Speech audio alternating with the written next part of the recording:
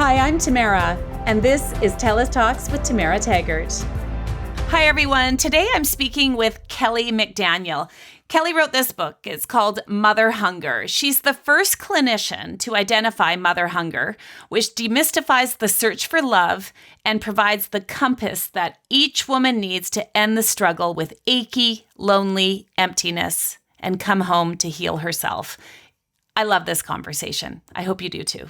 Hi, Kelly. It is so good to see you. I am so excited about this conversation. I'm so excited that you've invited me, and I'm looking forward to talking with you about mother hunger. Oh my gosh. Okay, so your book, this is your book, Mother Hunger. I bought this book. I bought it a while ago, and it just kind of sat there. It sat there, and I was scared to read it. I don't know why. I didn't even really know what it was about, to be honest with you. I just knew that the foreword was written by, Claire Bidwell-Smith, who has been on this podcast, who is a friend of mine. And I thought, well, it's got to be good. If Claire wrote the foreword, it's got to be a good book. I just finished it, and I think this is a book that every single woman on this planet should read. And I don't think I've ever said that about a book before. So maybe you could start by telling us, what is mother hunger? I will. And I just so want to also say I appreciate that you think this book could be useful for every woman. I agree, although I think there are some of us that need it more than others. So mother hunger is a term that I came up with to describe or name a quality of love that we are yearning for. A love that is nurturing and affectionate, a love that is safe and protective, and a love that's also inspiring, maybe even a love that we can look to a person and admire. What I have realized in clinical practice is that this yearning for this quality of love that seems to be what brings people into psychotherapy, because they think that their romantic relationships should be providing that, or even their friendships should be providing that. And then so they generally come to therapy because relationships aren't working very well. And or there's a lot of depression and anxiety tied to trying to have harmony in relationships. So it took me a while to realize that what the craving is, the hunger, the longing that I was hearing for from every person really went back to mother love. Mothers are our first love, like it or not. And how our biological mother could hold, feed, and attune, keep us safe, and eventually offer us guidance impacts how we will relate to ourselves and anyone else we come into contact with. Now, what I found important when I started this book was, I started to read it and thought of how I'm mothering. But you quickly say in this book, read this book as a daughter, not as a mother. As a daughter, not as a mother. Exactly. Why This book is not written. Why did you make that clear? Well, this is not a parenting manual. I didn't write a book on how to be a mother or a parent. That's just not what the agenda was. My agenda was to help adult women, because that's who I work with, to help them name what that ache, what that hole is. Because as soon as our body has a name for what's hurting, the healing process begins. If we don't know what's hurting, the healing process can get frozen in our body. That's why I talk about one of the essential pieces of mother hunger is frozen grief. That's why I reached out to Claire as a grief expert. I see the legacy of mother hunger being grief in all its forms: anger, depression, anxiety, and confusion. The other piece of mother hunger is shame. When we don't know what's wrong because there's no name, we think it's us. We think it's something intrinsic to who we are that is making our life so difficult. With that said, mother hunger does not exist in a vacuum.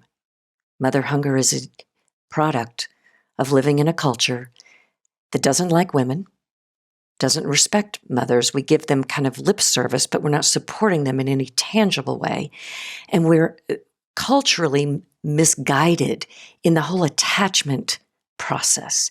Our wisdom, our ancient wisdom of how to stay close to our babies, how to hold and feed and tune into our children has been washed away, eradicated by modern medicine and patriarchy. So I think it's really important to look at the context of mother hunger as we might be speaking about ourselves, our mothers, that this is an intergenerational inheritance of self-hate that gets passed down the line. There's so much here. So is this book about blame? Is it about blaming your mother?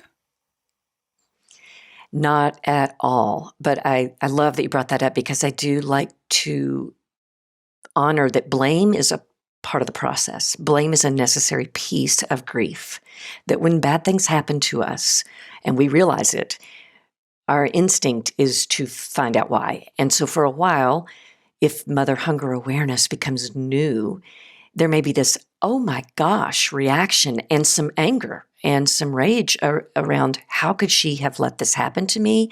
Or how could she have done this to me? That blame is a normal part of grief. If we get stuck in the blame, that's where it gets problematic. But my experience is there has to be some room for it. But most people that I work with don't want to be stuck there. They're not looking to create more anger and resentment in life. They really want to move through that, find peace, whether that's with their mother or without their mother. It can happen that you move through the blame into some acceptance, awareness, understanding. So now this book is about mothers and daughters, or daughters and their mothers. It's not to say that, men don't have challenges with their mothers, or men don't have challenges with their fathers, or daughters don't have challenges with their fathers. Now, it's not about that. This is about something very specific that really only a daughter, and every woman on the planet is somebody's daughter, can understand. And what I appreciated was you gave language to feelings that a lot of women have, that they don't know why they have these feelings, why they get into these relationships, why they have rage, why they have stress, why they have no confidence, why they soothe themselves through shopping or food or whatever it might be, right? Like, we're talking about the full gamut of emotions and feelings and experiences that are quite similar for a lot of women. Well said. Very similar for a lot of women.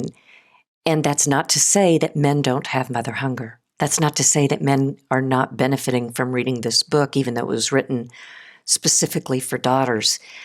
I have heard from men regularly about, would you please write this book for men? But I am a daughter. I'm not a son. And I would love a man to take up this book and write it for men.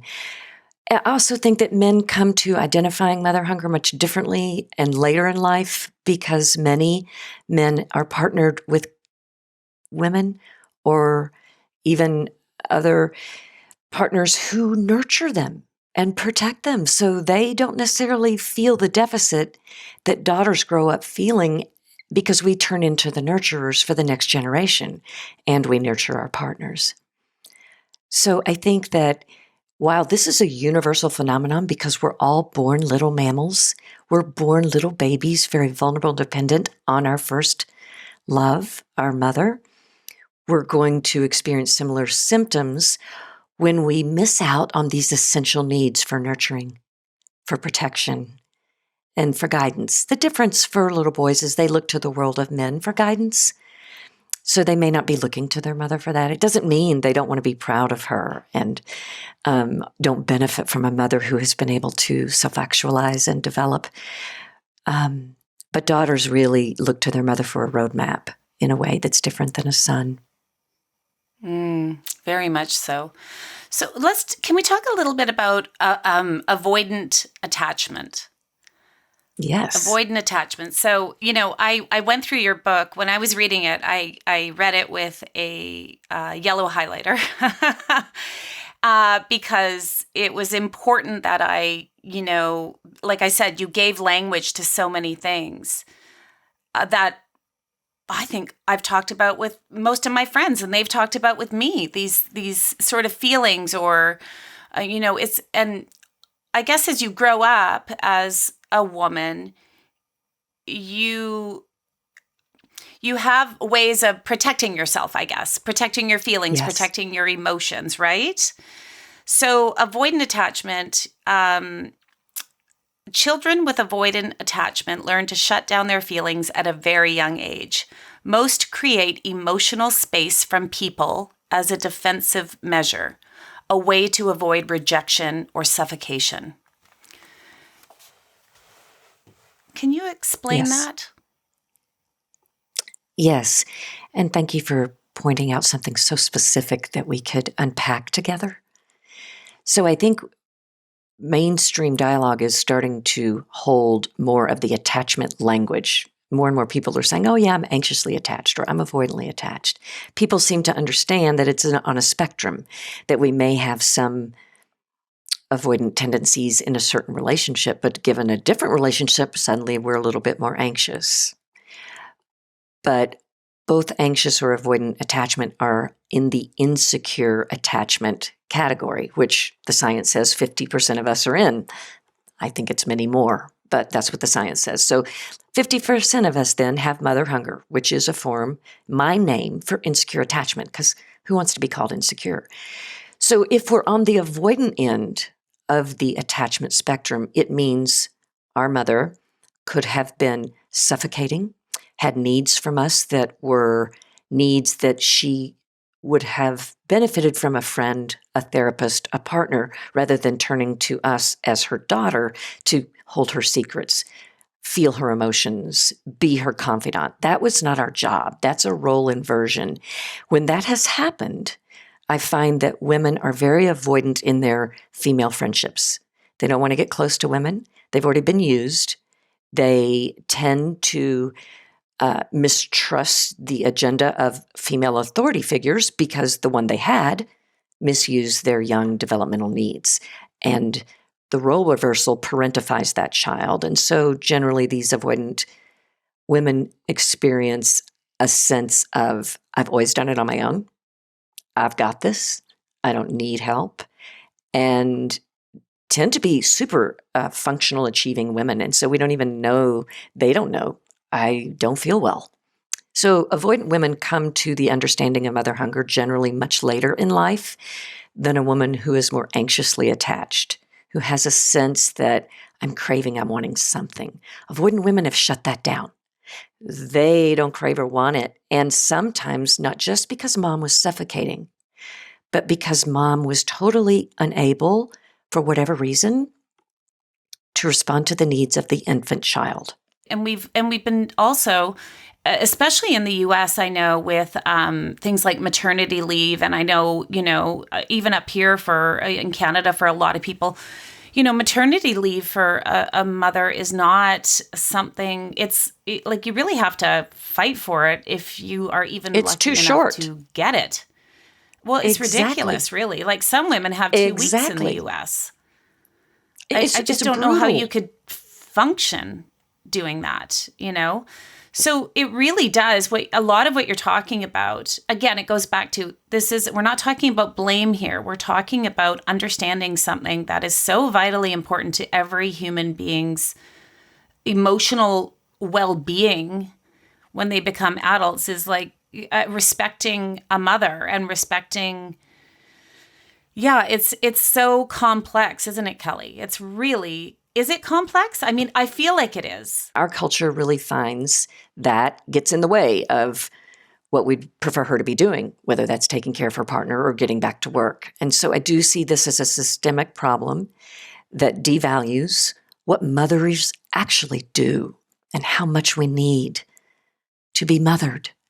And when we grow up with this need to feel mothered, that doesn't go away. It just gets No. bigger. The more we neglect a need, the more we deny a need, the more we pretend it's not there, it doesn't really work. It just grows bigger and more ferocious, which is why a lot of us end up in adulthood hungry for processes and substances to fill and numb that hurt. Mm. Yeah, and you talk a lot about, when food is love. And Yeah. I think that's something that a lot of women can relate to is, when food is love. And you don't mean just like eating food for comfort, also not eating food. Like there's both spectrums of it, right? And again, it always goes back to, but some things, Kelly, we can't remember. Like we don't know everything about what happened when we were babies or toddlers, right? We remember certain things in our childhood, but what happens when you can't remember anything, or you don't know your biological mother, or like where do we go then? But I have seen that for many people do benefit from working with a clinician who's trained to sit with nonverbal memory and access it with strategies like EMDR that can get into the body and release the memory bit by bit in the pace that the body can handle. Mm. Whenever It I've takes asked work. someone in session, Yeah. well, yeah, it does take work to heal mother hunger. Yes, it does. But I really want to remind everybody who's listening, our body is designed to heal. For our body, healing is not hard. What makes it hard is if we don't know what's wrong.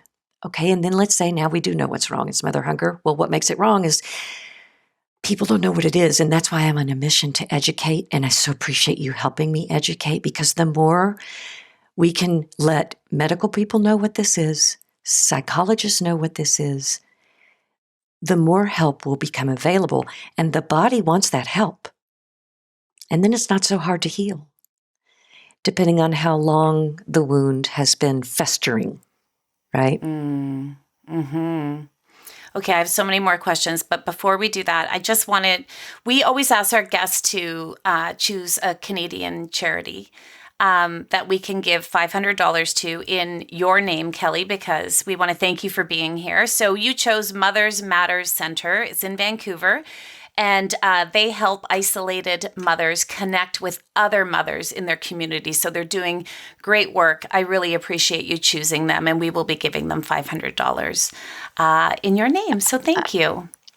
Thank you. I just love that you do that. And mothering in isolation is so not what we're wired to do. We need the community of mothers and aunts and grandmothers and sisters, and this isolation that we're all in is not helping with mother hunger. Yes. Yeah, exactly. The last 3 years for sure have not been easy on mothers. I'll tell you that. In any timeline where mothers are right now, it's very difficult. You talk about, and I think it's really important for us to discuss it here, third degree mother hunger. So, chapter 8 is third degree mother hunger. And here's the thing. It says, hey, you may not need to read this chapter. It might not pertain to you, or maybe it does, and you'll find it difficult. And I actually had a moment, when I was reading the book, where I thought, oh, maybe I don't need to read this chapter. But I did. Thank goodness I did. Everybody should read that chapter. There's things in there that it was unexpected for me to read. And I'll just, for Gen X, a lot of us were spanked. A lot of us were spanked in Gen X. A lot of us had a key around our neck, and we were, super independent, and we had to walk to school. Like, not the old fashioned stories of, I used to walk to school. Like, we really did. It was just, we were kind of on our own, and we were spanked. And you put spanking in third degree mother hunger. Yes. Thank you for bringing this up.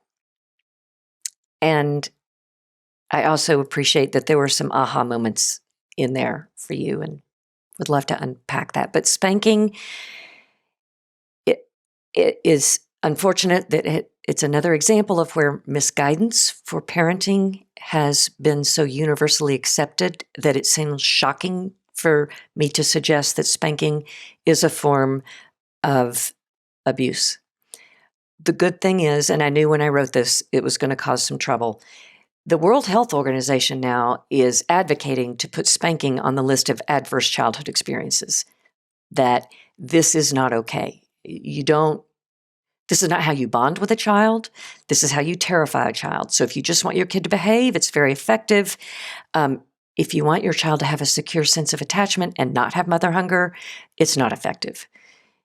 Frightening a child, causing a child pain is antithetical to bonding. Now, unfortunately, when we ignite the fear neural pathway at the same time that we are the attachment figure, therefore the attachment neural pathway is alive and alert. When those neural pathways get ignited at the same time, you are my attachment figure, I need you, but you are terrifying and hurting me. That creates a powerful neurochemical reaction, and bonding does happen because the attachment system, the attachment drive will trump the fear. As children, we need our mother or our caregiver so desperately that even if that person is hurting us physically, emotionally, we will bond. We have no choice. So we may not realize, and our parent may not realize, the devastation that is coming to that attachment system until we're older and we realize we're trying to find a romantic partner, we're trying to find friends, and we have been wired to think that love means fear is normal. That's going to be part of the relationship.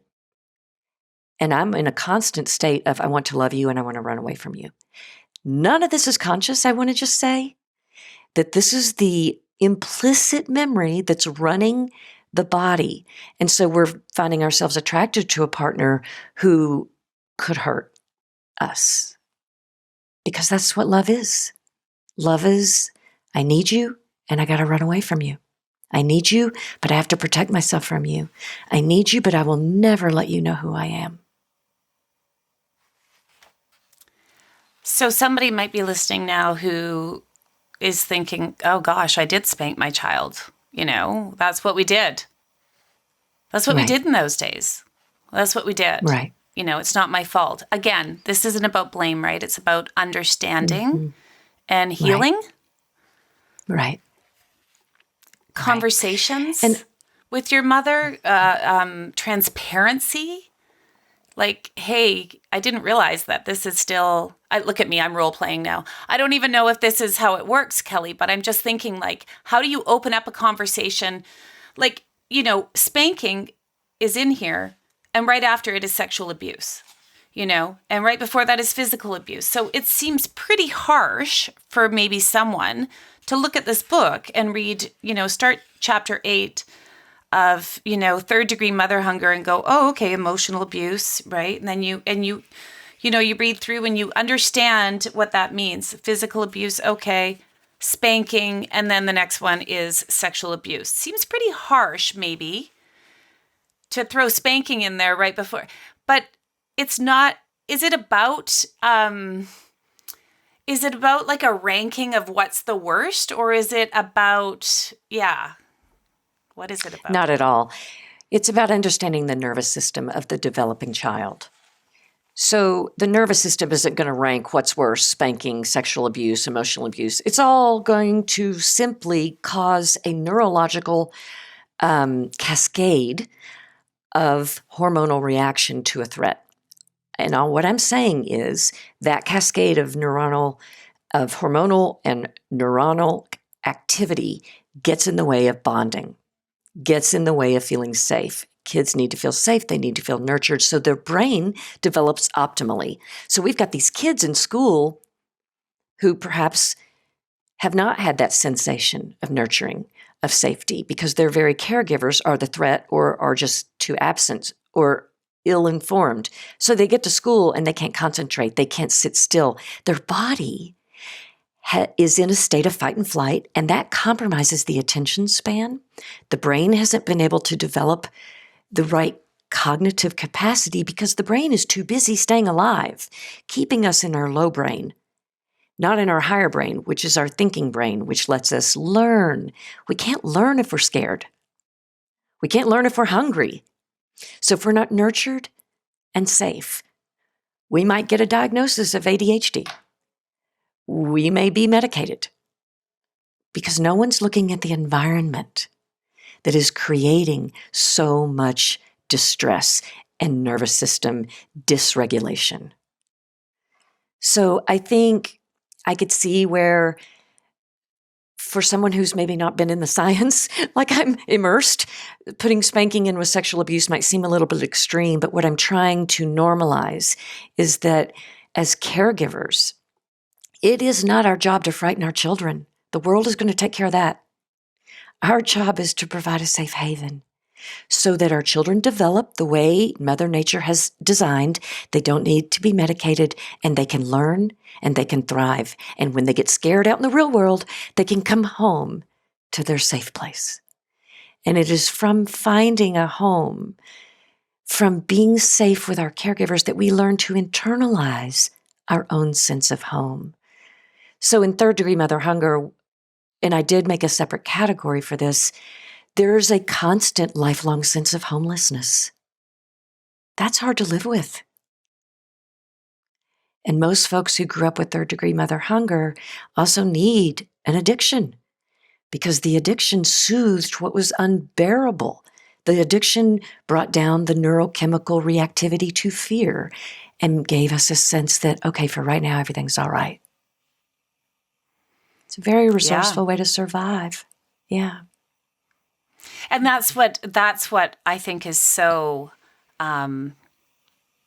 relatable when reading your work here is that it it really lays out, how people do survive this sort of stuff. Oh, yeah. And without even knowing it.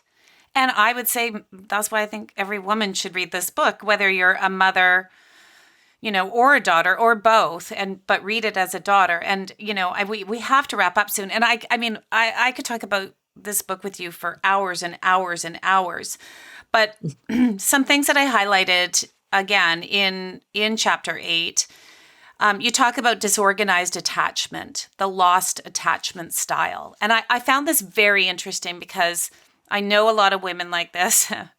I might be a little bit like this too.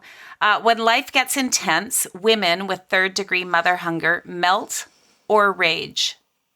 So that's one thing. And then the other thing I highlighted in the next paragraph was most women with disorganized attachment work too much, spend too much, or eat too much. And I mean, when I read these things, and I'm reading them out now to you because these are very relatable statements. I think they're very relatable, but maybe I'm misinformed. Maybe people are listening right now going, oh, I can't relate to any of that. I don't know, but I feel like this is what you're talking about, right? How we survive, how we soothe ourselves, how we get to the next, thing we got to do or whatever it might be, right? This is how we do it.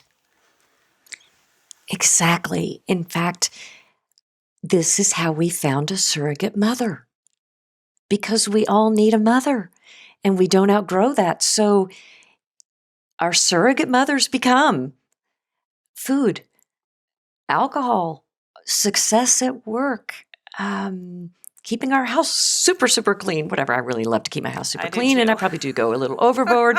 It calms my nervous system. Yes. So yes, that is how we have a surrogate, and how lucky are we that we find them, because without a surrogate mother, we would perish.